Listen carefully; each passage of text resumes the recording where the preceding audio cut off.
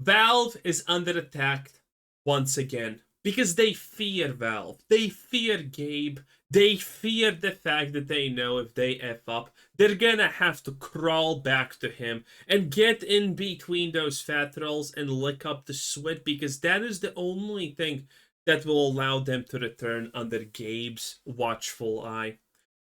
And that's why they fear it. They want it gone. They don't want these situations to happen. They want it worse for us gamers. They want it worse for us fans.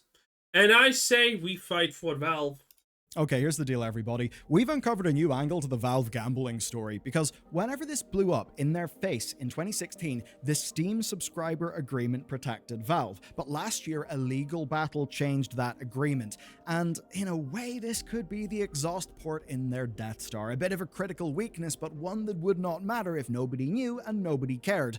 Which has just changed. Investigative journalist CoffeeZilla's 3 videos have nearly got 15 million views, and that's not even counting the broader reactions and news stories that have then followed. And he details a crazy story. A Counter-Strike casino attempted to hire him to do an investigation on their competition, which was like...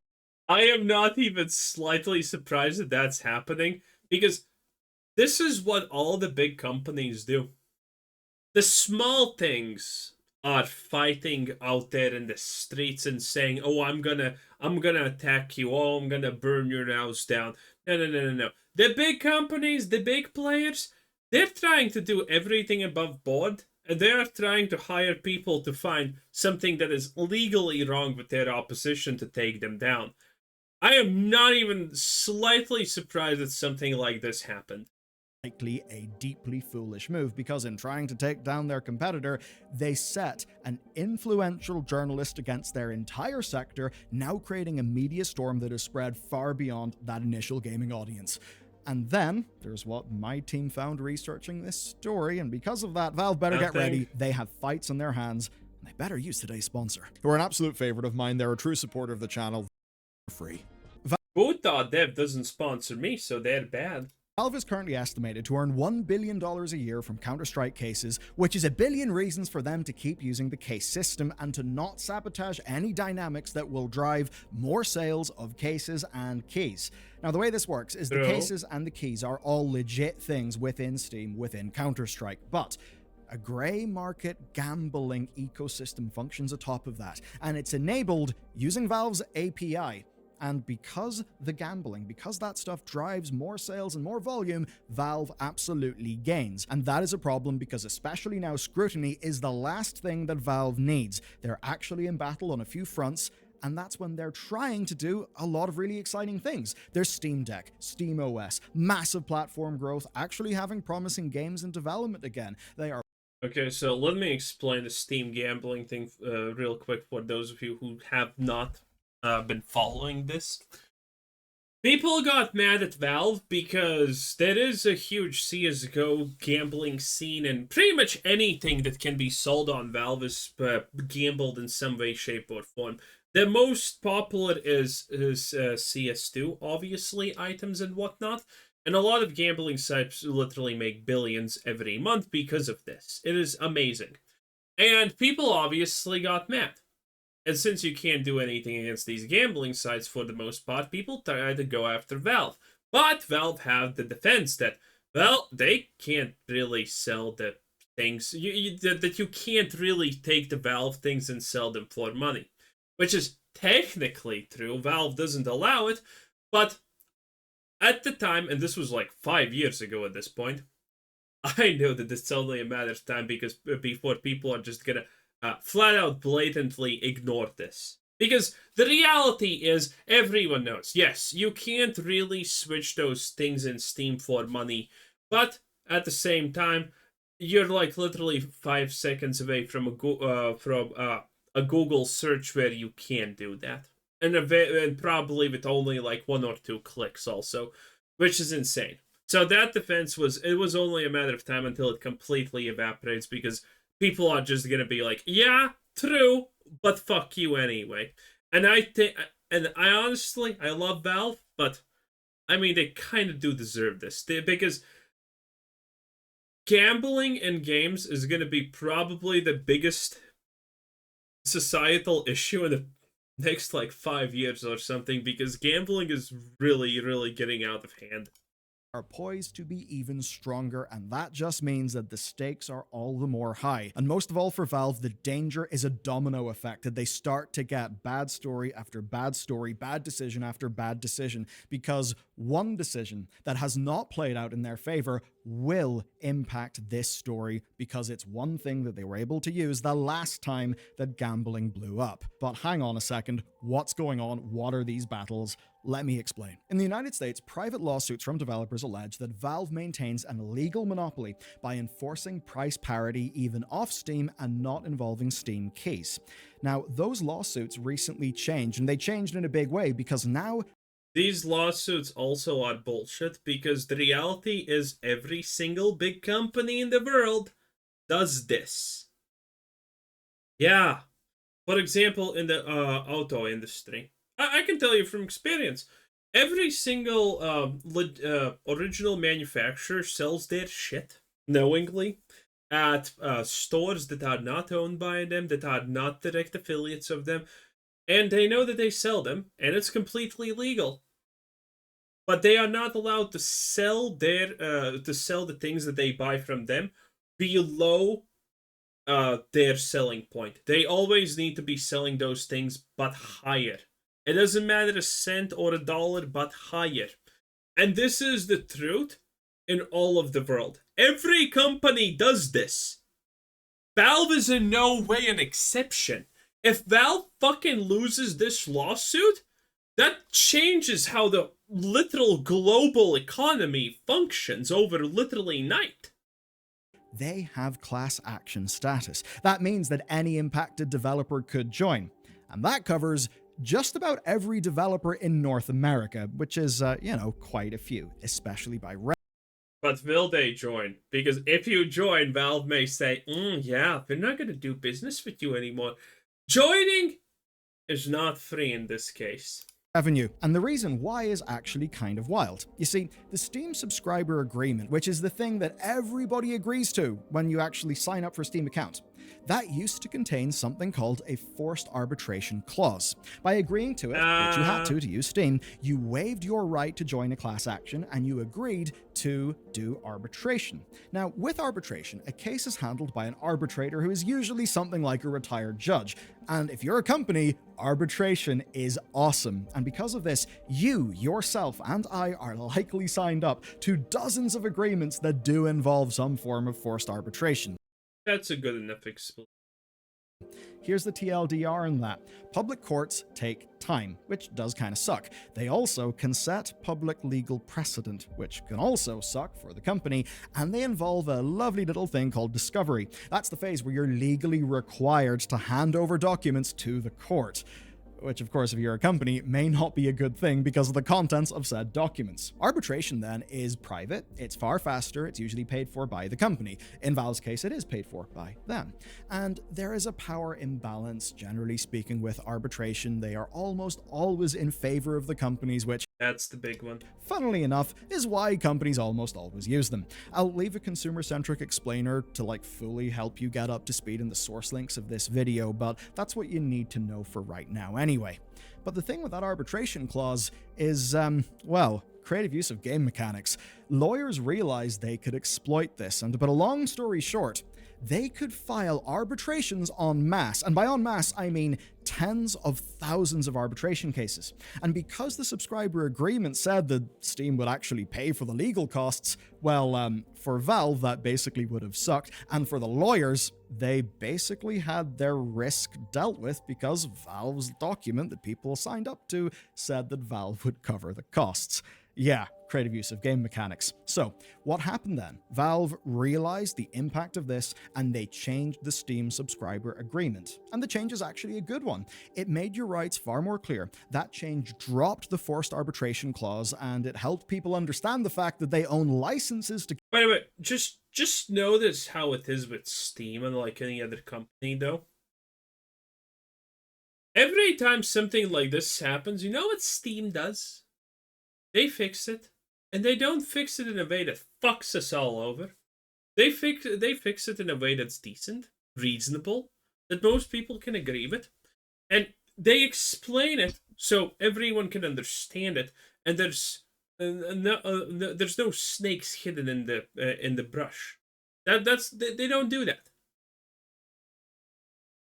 and that's why Steam is winning. That's why EA is gonna crawl back to Steam whenever they don't release something. That's why Ubisoft is fucking crying in a dark room right now. That's why everyone crawls back to Steam. Because why the hell would you use anything but Steam? Why? Why would you choose to use another company that hates you, that just wants to use you as a walking piggy bank? Games on Steam, not actual games. Dropping this in the subscriber agreement does make a class action lawsuit possible, which is probably a good thing, but there is a funny side to all of this, and that is that it may not have mattered because, well, another thing happened. The court found that Valve's forced arbitration clause was actually legally unenforceable anyway, which is kind of funny. The TLDR, though, is that Valve's lawyers are very, very busy, and that's just in the US. This is not the end to their troubles. The UK's Competition Appeal Tribunal is hearing a similar case, and the... Oh god, can we just nuke the fucking UK? They do everything wrong. Everyone hates them. They deserve everything that's happening to them. I sing praise every time I hear that someone plowed into somewhere in the UK, because goddamn that feels good. They ruin everything. The UK does not deserve oxygen. European Union slapped them with a 7.8 million euro fine. How will they ever survive? I'm joking, YouTube. I love the UK. They're the best. As a part of an antitrust breaching cartel that used Steam's geo-blocking features to prevent games being bought in Eastern European countries from outside of those countries. Okay, all of that legal stuff basically woke Valve up. They realized, oh dear, shit's going on, we are really being scrutinized here. And that's why in Q3 of 2024, many of us received this innocuous little pop-up when we logged into Steam. And given people's reactions to being informed they own a license and not the game, it's fair to say many people didn't actually realize that they don't own their games in Steam. But the point is... I realized that I literally don't care. I don't. Say what you will, I don't. A lot of noise, a lot of change, and into this environment, CoffeeZilla dropped his 3 nukes. To make sense of any of this, we gotta know how CS cosmetics actually work. I have not heard about these CoffeeZilla videos until this point, so I doubt they matter.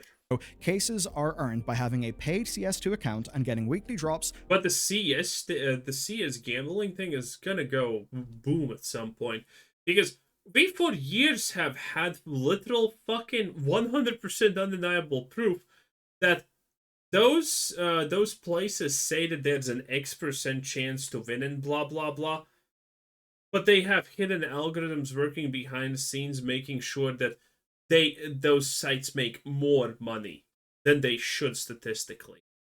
We have proof of that for like 5 years minimum at this point.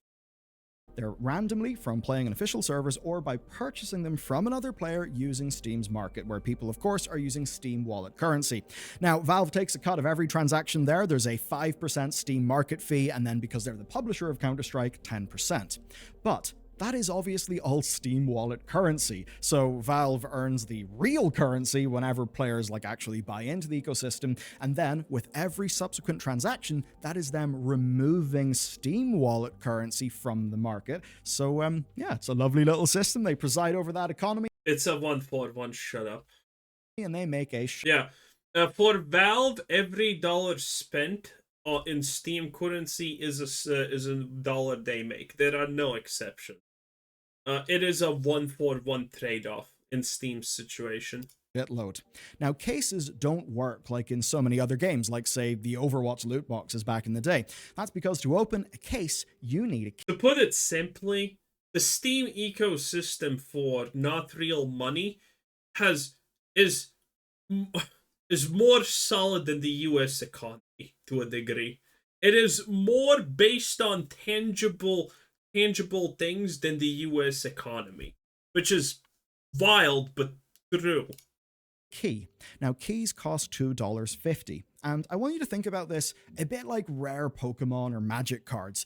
You could buy the card directly from a store, a collector, another player for a high price. Or you could just buy loads of booster packs for a lower price, hoping that RNG is in your favor. It all kind of depends on your risk tolerance and how much you just want the card. So items contained in cases can be sold on the market, but you can also just buy a key to open a case. So in theory, right, beyond using the money to buy more keys for more cases, you can actually trade this like a little bit of a stock market to get loads of Steam currency.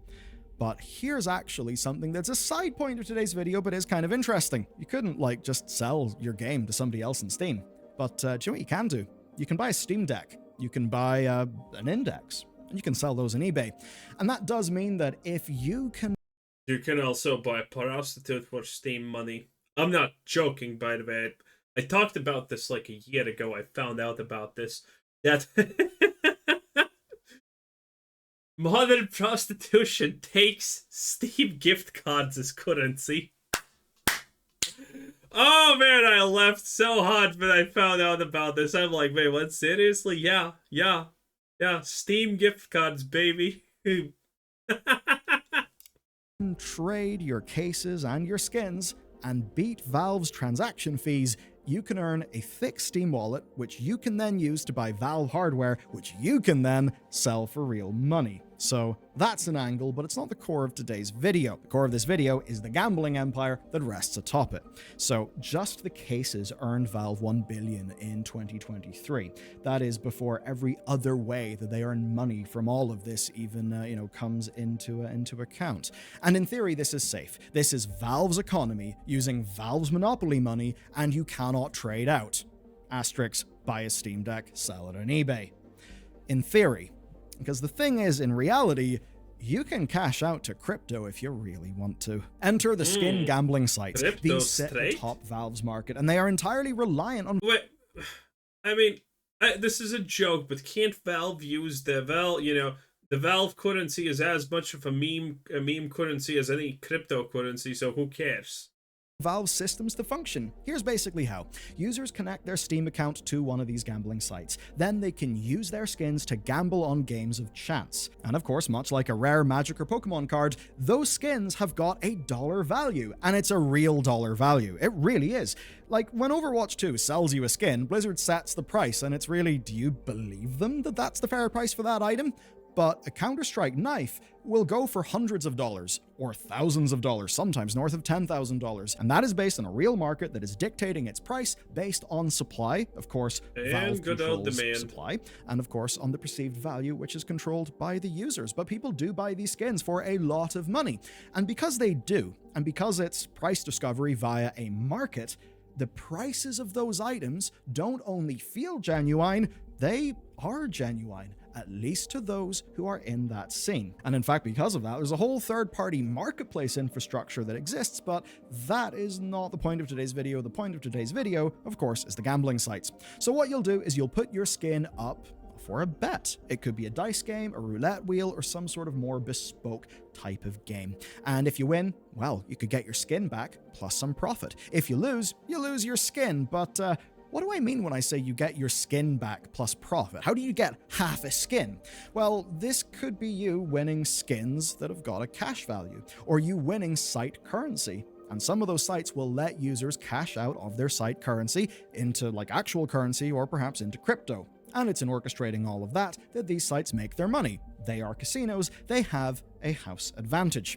And here, it's actually just as deceptive, if not more deceptive, than a real casino. Now, of course, gambling is a generally awful thing with a lot of societal costs, but... Okay, we kind of know all about this, right? I already said these things have the behind-the-scenes stuff that actually just makes them way more money than the odds should be. They're always stacked, obviously, against you. And, it's addiction. So, let's move on. Will happen again. This first blew up in Valve's face back in 2016.